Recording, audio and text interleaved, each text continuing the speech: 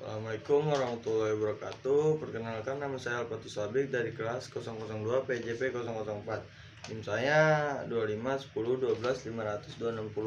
Di sini saya akan menjelaskan rangkuman tugas rangkuman dari kelompok 5. Di sini ada pengertian pembelajaran.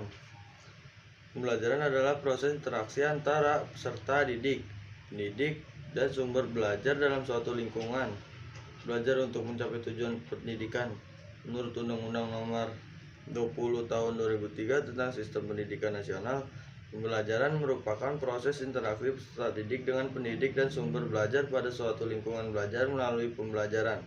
Peserta didik memperoleh pengetahuan, keterampilan sikap, dan nilai-nilai yang bermanfaat bagi kehidupan. Selain itu, pembelajaran juga bertujuan mengembangkan kemampuan berpikir kritis, kreativitas, komunikasi, serta kemampuan memecahkan masalah. Di sini juga ada pengertian pembelajaran kelas klasikal. Pembelajaran kelas klasikal adalah proses pembelajaran yang dilakukan untuk guru kepada sejumlah peserta didik secara bersamaan dalam satu kelas dengan tujuan materi dan waktu yang sama. Guru berperan sebagai pengelola pembelajaran yang bertanggung jawab merencanakan, melaksanakan, dan mengevaluasi kegiatan belajar.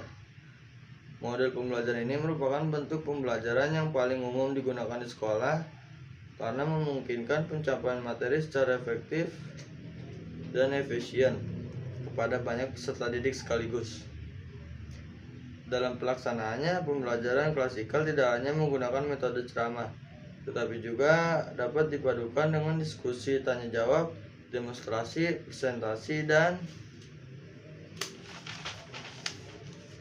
penggunaan media pembelajaran, sehingga peserta didik dapat terlibat lebih aktif dalam proses belajar. Di sini ada karakteristik pembelajaran kelas klasikal.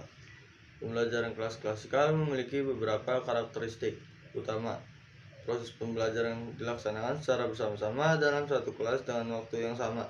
Guru berperan sebagai pengelola pembelajaran dan menjadi sumber utama informasi bagi peserta didik. Materi dan tujuan pembelajaran yang diberikan bersifat seragam sehingga seluruh peserta didik memperoleh pengalaman belajar yang sama.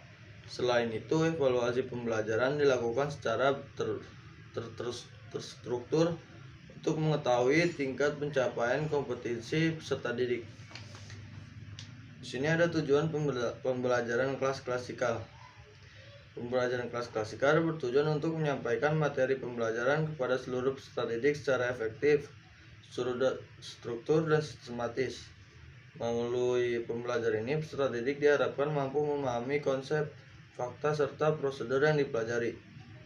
Selain itu, pembelajaran klasikal bertujuan menanamkan nilai dan sikap positif serta disiplin, bertanggung jawab, kerjasama, dan toleransi.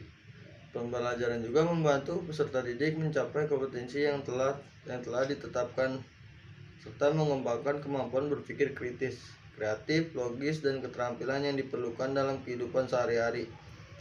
Di sini ada prinsip-prinsip pembelajaran kelas klasikal.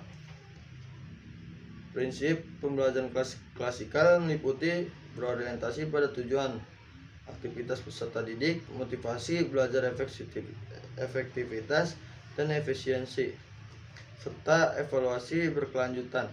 Guru harus merancang pembelajaran sesuai tujuan yang ingin dicapai dan melibatkan peserta didik secara aktif dalam proses belajar. Selain itu, guru membangun motivasi belajar siswa serta melakukan evaluasi secara terus-menerus agar pembelajaran dapat berjalan dengan baik dan mencapai hasil yang optimal. Di sini ada komponen pembelajaran kelas klasikal. Komponen pembelajaran kelas klasikal terdiri atas tujuan pembelajaran, guru, peserta didik, materi pembelajaran, metode pembelajaran, media pembelajaran, evaluasi pembelajaran, dan lingkungan pembelajaran. Semua komponen tersebut saling berkaitan dan mendukung keberhasilan proses pembelajaran di kelas. Di sini ada langkah-langkah pelaksanaan pembelajaran kelas klasikal. Pelaksanaan pembelajaran kelas klasikal terdiri dari 3 tahap, yaitu kegiatan pendahuluan, kegiatan inti, dan kegiatan penutup. Pada kegiatan pendahuluan, guru memberikan salam, melakukan presentasi, persepsi, dan menyampaikan tujuan pembelajaran. Pada kegiatan inti dilakukan penyampaian materi, diskusi, tanya jawab, demonstrasi, dan penugasan. Sedangkan pada bagian penutup, guru bersama peserta didik menyimpulkan materi, melakukan refleksi, evaluasi, dan tindak lanjut pembelajaran. Di sini ada peran peserta didik dalam pembelajaran kelas klasikal. Peserta didik berperan aktif dalam mengikuti proses pembelajaran.